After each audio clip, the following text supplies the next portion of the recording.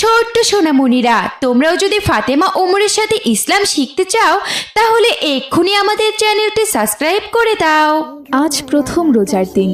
আদিবা তার মায়ের সাথে রান্নাঘরে দাঁড়িয়ে আছে। তার চোখে একটু ভয়, আবার একটু উত্তেজনা। এমন সময় মসজিদের মাইক থেকে ইমাম সাহেবের কণ্ঠস্বর ভেসে এলো। প্রিয় মহল্লাবাসী, সেহুরির আর মাত্র আধা ঘন্টা সময় বাকি আছে। আপনারা সবাই সেহুরি খেয়ে নিন। জ্যোৎস্নার আলোতে রমজানের প্রথম সেহরি যেন এক উৎসবের মতো লাগছে আদিবার। ইমাম সাহেবের আওয়াজ শুনে সে তার মা রূপালীকে বলল, মা দেখো, আর মাত্র আধা ঘন্টা সময় আছে, চলো তাড়াতাড়ি আমরা খেয়ে নেই। হ্যাঁ মা, এই তো খেতে বসবো। যাও, তুমি গিয়ে তোমার বাবাকে ডেকে নিয়ে এসো। না না, আমি যাব না, সেহেরির সময় তো শেষ হয়ে যাবে। তুমি আমাকে তাড়াতাড়ি খেতে দাও মা। আদিবার কথা শুনে রূপালী কিছুটা মুচকি হাসল। এমন সময় সেখানে আদিবার বাবা আব্দুর রাজ্জাক চলে এলো। কি হয়েছে? তোমরা এভাবে দাঁড়িয়ে আছো কেন? বাবা বাবা দেখো না, মা আমাকে সেহেরি করতেই দিচ্ছে না। আর মাত্র একটুখানি সময় আছে তো, একটু পরেই তো আজান দিয়ে দেবে। চলো মা, আমরা একসাথে সেহরি করব। আজ তো তোমার প্রথম রোজা। এরপর তারা সবাই মিলে সেহরি করতে বসলো।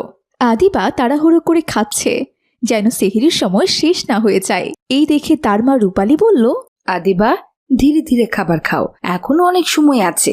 আজ তোমার প্রথম রোজা। আল্লাহর কাছে দোয়া করো যেন তিনি তোমাকে রোজা রাখার তৌফিক দান করেন, ইনশাআল্লাহ। এরপর আদিবা ধীরে ধীরে তার বাবা মায়ের সাথে সেহরি শেষ করলো। সকালে আদিবা মহল্লার বাকি বাচ্চাদের সাথে খেলতে বের হলো। সেখানে ছিল তানিয়া ও জান্নাতুল। আসসালামু আলাইকুম, কেমন আছো তোমরা? ওয়ালাইকুম আসসালাম, আলহামদুলিল্লাহ ভালো আছি। আদিবা, তুমি কি আজকে রোজা রেখেছো? তুমি বলেছিলে এইবার থেকে তুমি রোজা রাখা শুরু করবি। হ্যাঁ, আমি রোজা রেখেছি, আলহামদুলিল্লাহ। মাশাআল্লাহ। আদিবা, তুমি কি মনে করো তুমি পারবে? হ্যাঁ, ইনশাআল্লাহ আল্লাহ তাআলা আমাকে সাহায্য করবেন। মাশাআল্লাহ আদিবা। তুমি ঠিক বলেছ, আমিও চেষ্টা করব ইনশাআল্লাহ। বাচ্চারা দাঁড়িয়ে কথা বলছিল। এমন সময় সেখান দিয়ে যাচ্ছিল মহল্লার এক বুড়ি মহিলা আসিয়া। সে সবাইকে ইসলামের পথে ডাকত। বাচ্চাদের দাঁড়িয়ে কথা বলতে দেখে সে এগিয়ে এলো। বাচ্চারা, তোমরা কি রোজা রেখেছো?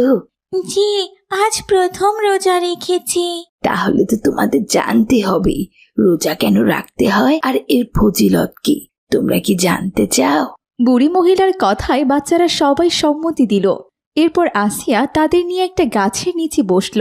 আদিবা রোজা সম্পর্কে জানার জন্য খুবই আগ্রহী ছিল।